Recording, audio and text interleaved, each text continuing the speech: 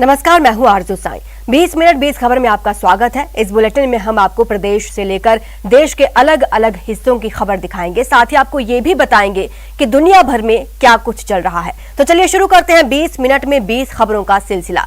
सबसे पहले खबर अपने प्रदेश राजस्थान की।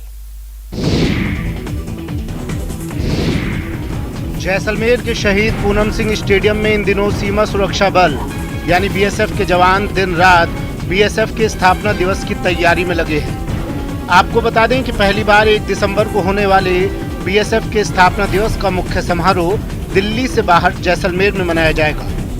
जैसलमेर शहीद पूनम स्टेडियम में इसी के लिए तैयारियां की जा रही हैं। खबर है कि प्रधानमंत्री नरेंद्र मोदी भी इस समारोह में शामिल हो सकते हैं। हालांकि अभी तक उनके यहाँ आने का आधिकारिक कार्यक्रम तय नहीं हुआ है। आपको बता दें कि सीमा सुरक्षा बल की स्थापना 1965 में की गई थी। तब से हर साल स्थापना दिवस समारोह दिल्ली में ही आयोजित होता रहा है, लेकिन पहली बार दिल्ली से बाहर आयोजन करने का निर्णय लिया गया है। जैसलमेर में करीब 3 घंटे का कार्यक्रम होगा। इसमें जवान अपने साहसिक कारनामे तो दिखाएंगे ही, साथ ही साथ इस दौरान डॉग शो और राइजिंग परेड भी होगी। खास बात यह है कि इस बार आजादी के अमृत महोत्सव का भी मौका है, लिहाजा बीएसएफ के स्थापना दिवस कार्यक्रम की भव्यता पहले से कहीं ज्यादा होगी। मुख्यमंत्री अशोक गहलोत के 21 नवंबर को होने वाले संभावित दौरे को लेकर खेतड़ी विधायक डॉक्टर जितेंद्र सिंह बड़ाऊ गांव पहुंचे। जितेंद्र सिंह ने यहां न केवल हेलीपैड और सभा स्थल का जायजा लिया, बल्कि सामुदायिक स्वास्थ्य केंद्र का भी जायजा लिया। इस दौरान उन्होंने अधिकारियों को कई दिशा निर्देश भी दिए। उन्होंने कहा कि मुख्यमंत्री अशोक गहलोत के प्रशासन गाँव के संग अभियान को देखते हुए संभावित दौरा जिले में हो सकता है। इस दौरे के दौरान बड़ाऊ में मुख्य कार्यक्रम रखा जाएगा। इसे लेकर सभी अधिकारी और कांग्रेस कार्यकर्ता तैयारियों में जुटे हुए हैं। यदि मुख्यमंत्री आते हैं तो खेतड़ी और बड़ाऊ के विकास के लिए नई सौगात मिल सकती है। बाबू 21 तारीख का उनका विजिट है, ये प्रशासन गाँव के संघ कार्यक्रम का, तो अभी उसकी तैयारियों के बारे में सभी अधिकारीगण, जिला कलेक्टर और एसपी आए हुए हैं। अभी 17 केवी का जीएसएस है, 2200 करोड़ बीघा जमीन भी अवॉप्त हो गई है, तो फर्स्ट प्रायोरिटी है। दूसरी प्रायोरिटी में हम उनसे आग्रह करेंगे कि ये डिस्टेंट एरिया है बड़ाऊ, इसमें वो यहाँ पे उसको तहसील का दर्जा दें। भरतपुर में नगर निगम की लापरवाही का खामियाजा आम लोगों को भुगतना पड़ रहा है। नगर निगम की ओर से बने नोह कचरा प्लांट में कचरे का निस्तारण आग लगाकर किया जा रहा है और आग से निकलने वाले धुएं की वजह से लोगों को सांस लेने में बड़ी तकलीफ हो रही है।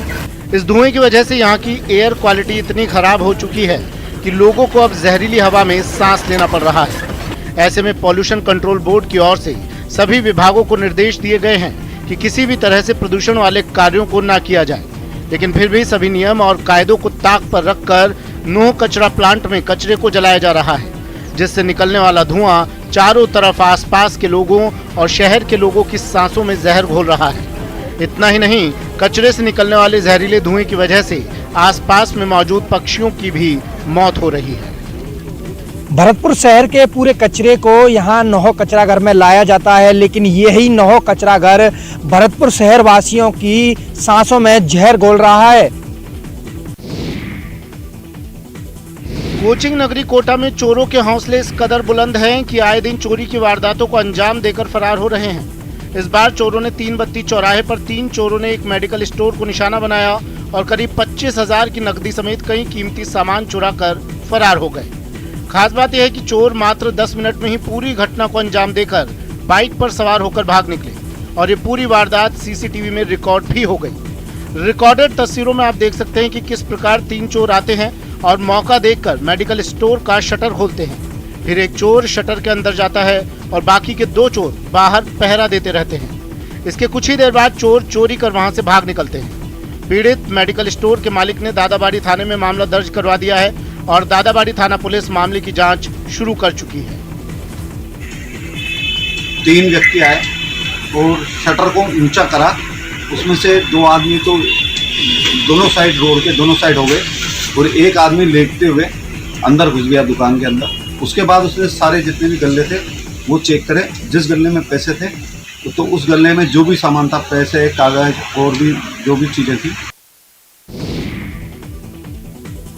मरुधरा के कई इलाकों में गुरुवार से ही मौसम का रुख बदल गया है और यहाँ मावठ की बारिश हो रही है। रुक रुक कर हो रही मावठ की बारिश की वजह से तापमान और गिर गया है और यहाँ जोरदार सर्दी की शुरुआत हो गई है। मावठ की बारिश की वजह से कई जगह खेतों में पानी भर गया है। इस पानी को लेकर कुछ किसानों का कहना है कि ये बारिश फसलों के लिए फायदेमंद है, तो कई किसान इसे नुकसान के हिसाब से देख रहे हैं। व्यापारियों को मिलाकर 20 से 25 लाख से कम का नुकसान नहीं है ये। और ये एकदम अनएक्सपेक्टेड बारिश थी, जो इतनी तेज बारिश आई है जो वहाँ किसानों का गीला माल जो व्यापारियों ने लिया था उसे सड़क पे सुखाया। मावठ की बरसात से आने वाली रबी की फसलों में गेहूं, चना, अजवाइन, मसूर, मेथी, सरसों को फायदा मिलने की उम्मीद है। निश्चित तौर से दूसरी ओर बात की जाए किसानों की, तो लगातार इस तरीके से हो रही बारिश की वजह से किसानों को भी काफी नुकसान पहुंचा है। कि टमाटर की खेती की बात की जाए या अन्य प्रकार की जो खेती हैं जो इस बारिश की वजह से प्रभावित हो रही है, उससे खासा नुकसान पहुंचेगा। निश्चित कई जगह इस बारिश की वजह से खुले में रखे अनाज के खराब होने की भी खबर आई है।